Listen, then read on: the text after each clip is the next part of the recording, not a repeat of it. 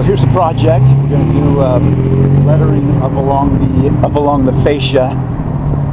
It's the Watsonville Fire Department Chief Gene Friend Fire Museum. Here's my scaffolding setup. OSHA approved. Not.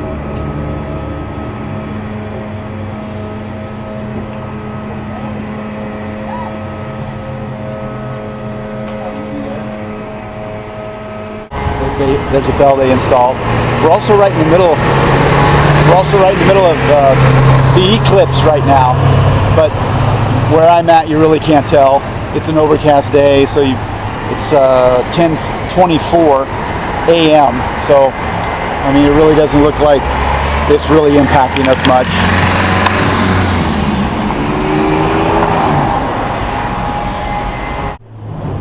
Got some leftover anchor for hardware for probably a previous sign, so I'm gonna grind those down, two there and two here, grind those down, patch and paint those. So I don't like that kind of stuff. It always kind of detracts from, you know, your lettering and stuff. So I told them I'd just grind those down and patch them.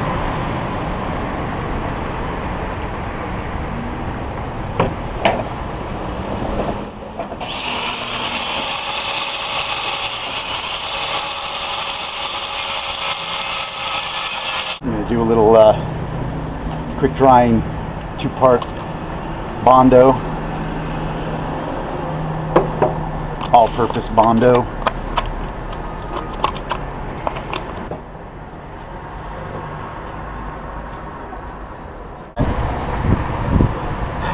See what happens.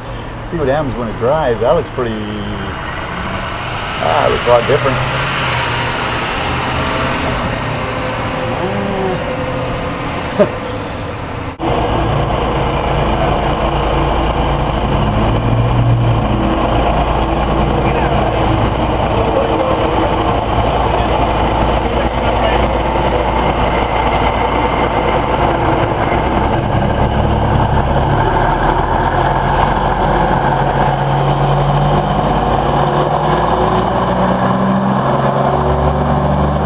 Next, I'm going to find the center of this wall using my 300-foot tape, duct taping one end on that corner, and I'm going to go approximate center. I have a door there that's in the middle, so I'm going to go approximate center, and I'm going to pull the other side and put another mark, approximate center, and then within that space, whatever that space is, I'll have a smaller tape, and I'll be able to find the dead center.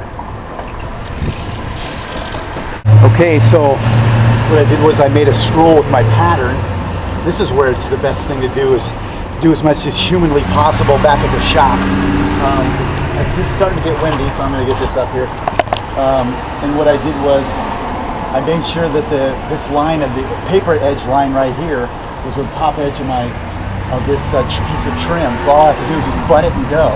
I cut these triangles, these little triangles right here, to receive the tape because I didn't have any room to tape top and bottom.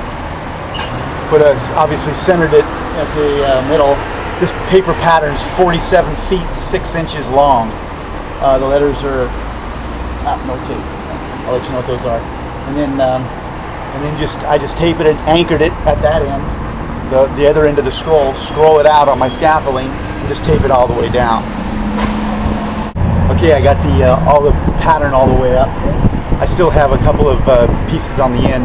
I also measured on each end to make sure that the pattern was in the center and it's dead on. So that's good. So now what I'm going to do is it's going to be a pounce-a-thon. So I have my pounce box, filled it to the max with powder. I'm just going to go ahead and pounce this whole thing off.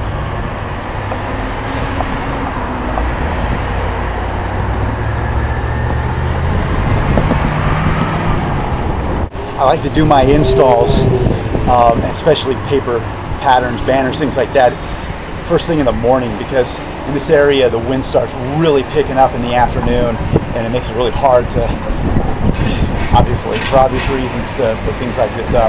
So go ahead, take it down.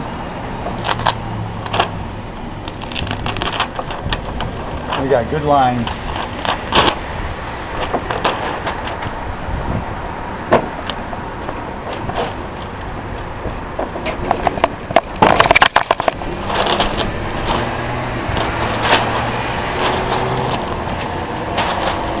Finally, I got this badge that is gonna go on each end, like a bookend on each side. So obviously, what I did was I scanned this, digitized this, and then recreated all these graphics, and then made a pounce pattern out of this. So I just put this up where it goes. Well, that whole process from layout to making the pattern, pouncing it, assembling everything, getting it ready, that back at the shop took about 2 hours, and here it took me about 2 hours to set everything up, attach the patterns, pounce them, touch up that paint, grind those holes, those 4 holes, and then grind those down, patch them, paint them, and put on the pattern and pounce. That all took about 2 hours. So I have so far about 4 hours, probably a little over 4 hours total time into this so far. And now I'm finally ready to paint. So all of the images have been applied, and I'm ready to paint. And obviously I could have done this in vinyl, and it would have taken me probably about 2-3 hours max. I could have probably put the vinyl on in about maybe an hour, maybe a little over an hour, something like that. This is definitely a labor of love. I wanted to have a kind of that museum quality, so that's why it's going to have that hand look, obviously. And then once the paint starts to oxidize and kind of fade a little bit, I think it'll even look more museum-y, if you will. So now the goal is obviously it's going to be black, one shot, lettering enamel. I'm going to reduce it with flow enhancer, one shot flow enhancer. I prefer that over lacquer thinner and mineral spirits and turpentine, just because it flows much better. It's a much better flow than that, and it stays a consistent flow, where those things evaporate, except for the turpentine doesn't evaporate as fast as lacquer thinner and mineral spirit. I'm having trouble saying that for some reason. But the goal is to make it thin enough so you're fast, but not too thin where you're constantly cleaning up drips that are dripping down on the wall.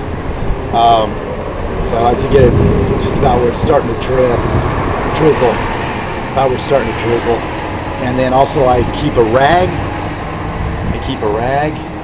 and a bottle of turp, so if I do get drips, I can hit the rag real quick and zap and hit those drips. This first little thing I'm going to do is that badge, because it's at the beginning of one end and kind of want to see how that goes.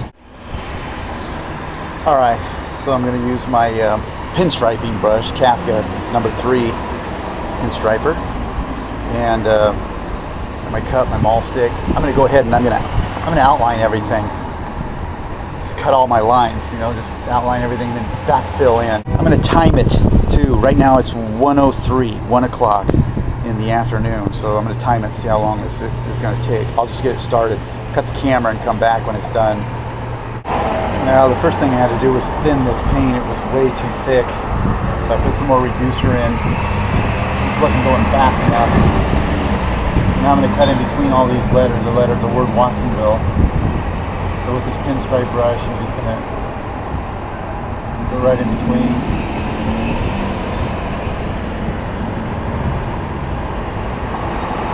Now it's pretty thin now.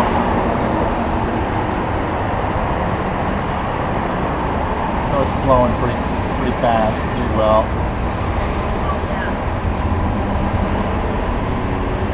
Okay, I'm on the home stretch here, and it turns out that I was able to use the Kafka pinstriping brush, do the whole thing, and then when I wanted to fill in, I just run the brush on its side like that, and I can fill in a whole area. So that helped. I think to save more time, just being able to do this, and switching brushes off and on. That worked out actually really good. Also thinning the paint really changed the speed.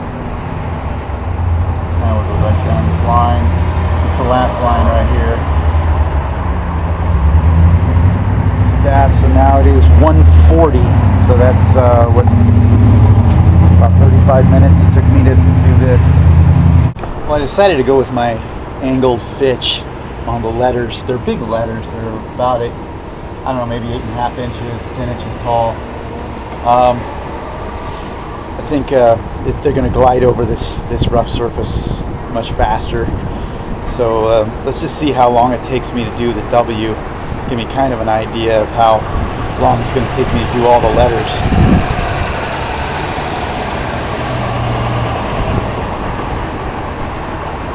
I'm just going to cut it first. The nice thing about a fitch is that it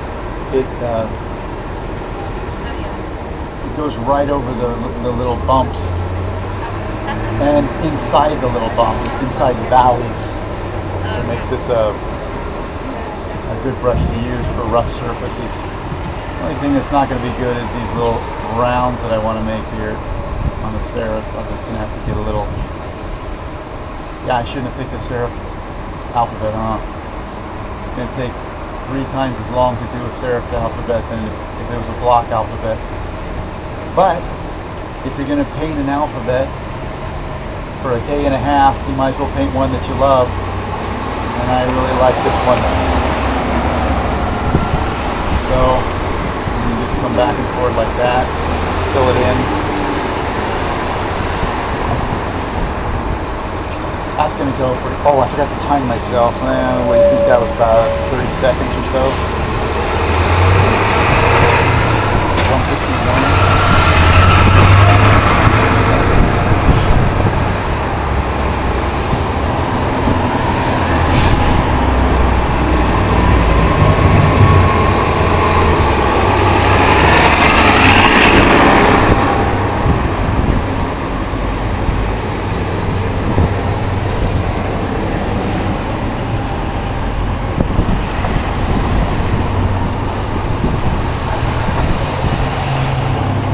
So a W is going to be probably longer than most letters. Taking this time,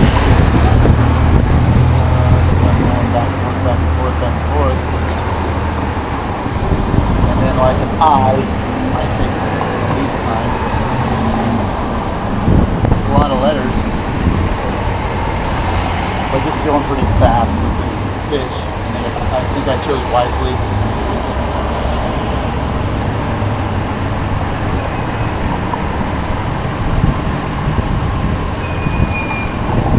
Those stiff bristles really float right over bumps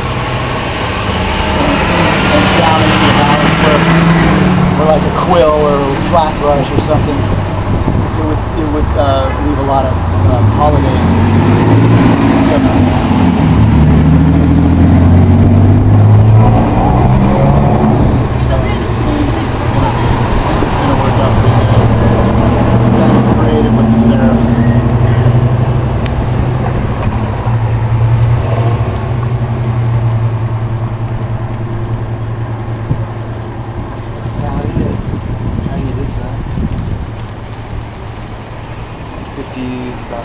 About 3 minutes.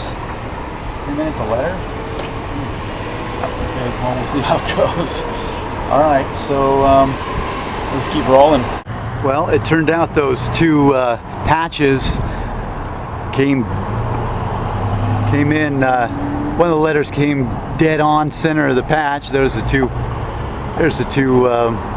patches, and then over here, this P also landed right dead center on the 2 holes. Well, there's that hole. It's a little lower, I guess, or right in there. Alright, well there it is. It's all done. So the letters themselves took 2 hours, approximately, which in my calculation with 50 letters came out to just a little under 2.5 minutes per letter, 2.4 minutes per letter. And then each of the badges came to 30 minutes, 35 minutes each. That one on the right came out a little longer just because it was there was really rough area of stucco at the top. Got a lot of compliments. People really like it. People driving by, walking by, saying great job, good job. Had the local paper take some photographs and want to do a little story. So fun, really cool to do hand lettering. Hope you guys enjoy it.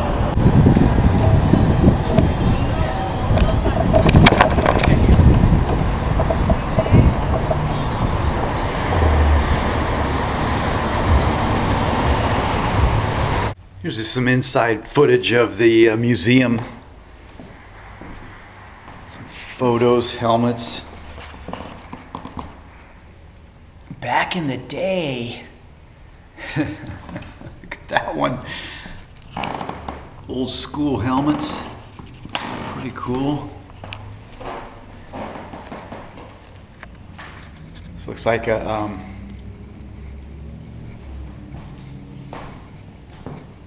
oh, it's a hose. Buckets of water. Horns and stuff. More hats.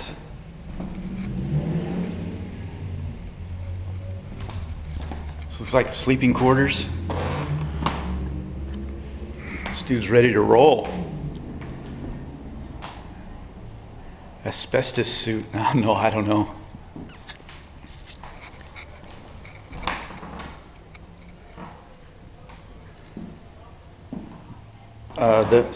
So the father of the gentleman whose name is on Gene Friend is the one who built this building back in 1925, and it's just recently been restored by a bunch of pretty cool volunteers.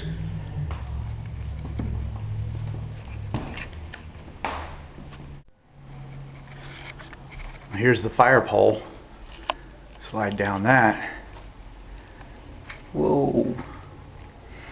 Yeah, I don't think I'm going to slide down that one. Be fun though. Land in that box full of bubble wrap.